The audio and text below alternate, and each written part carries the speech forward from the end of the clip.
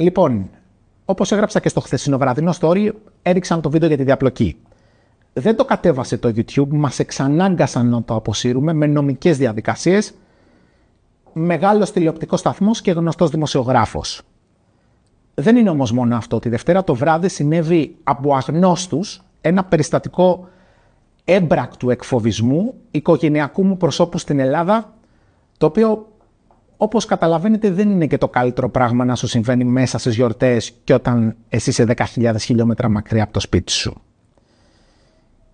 Κοιτάξτε, το Greekonomics είναι ένα κανάλι οικονομικής γνώσης.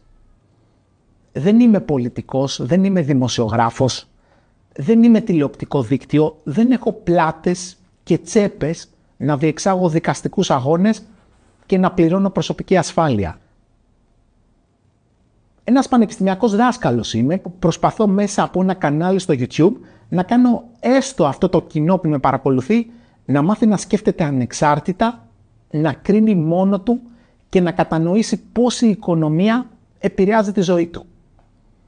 Ειλικρινά δεν το χωράει το μυαλό μου πως αυτό στην Ελλάδα έχει φτάσει να απειλεί την οικογένειά μου, τη δουλειά μου και να με σέρνει στα δικαστήρια. Ευχαριστώ όλους και όλες για την ηθική στήριξη, τη χρειάζομαι.